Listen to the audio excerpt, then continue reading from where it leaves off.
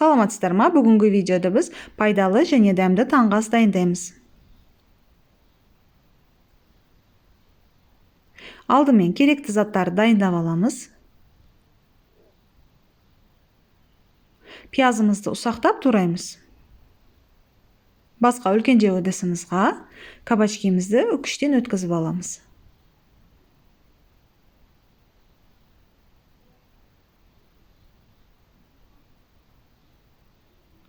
Үш жұмыртқамызды да ыдысқа салып, шанышқымен араластырып жібереміз. Жұмыртқаға тұз салудың қажеті жоқ. Қызған тәпемізге 6-7 ас қасық өсімдік майын салып, үстінен пиязды салып қуырамыз.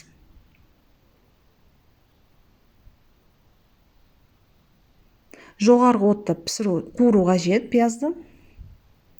3 минут шамасында қуырылды пиязым. Міне, шамалы қызара бастады пиязым. Үстіне кабачкемізді салып, жоғарғы отта қуырамыз. Кабачкемізді шамамен 3-4 минут шамасында қуырылды.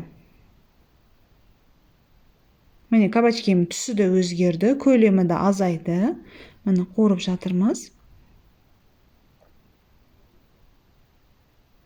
Енді үстінен 1 шай қасық тұз қостым. Сіздер кабачкені ірі және кішісіне қарай тұз қосасыздар. Менде шамамен 1 шай қасық тұз қосылды.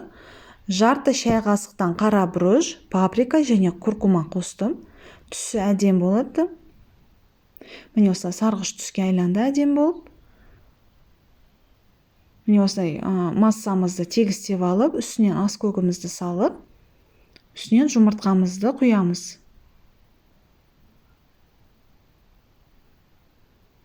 Жұмыртқаны құйғанда отымызды төмен отқа қоямыз, минималды отқа қойып, жоғар жағын тегістеп жібереміз лопатканың көмегімен, арасына жұмыртқа кіру үшін.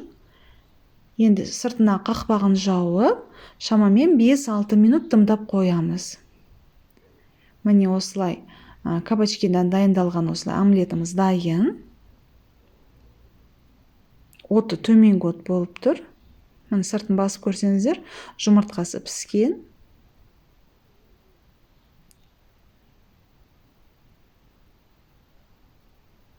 Дайын тартсақ болады. Міне легенімізге салдым мен. Енді порционна кесіп, тарелкаға салсақ болады.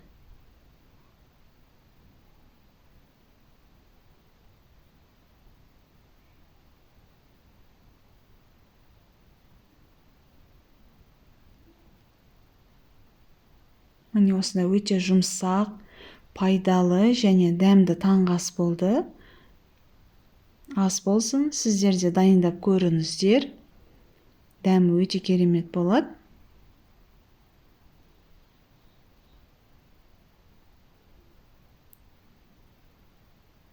Міне осындай таңғы асымыз дайын. Видео ұнаған болса лайк басып, арнама жазылыңыздар. Бұдан да жақсы видеолар шығаруға әрекет жасаймын.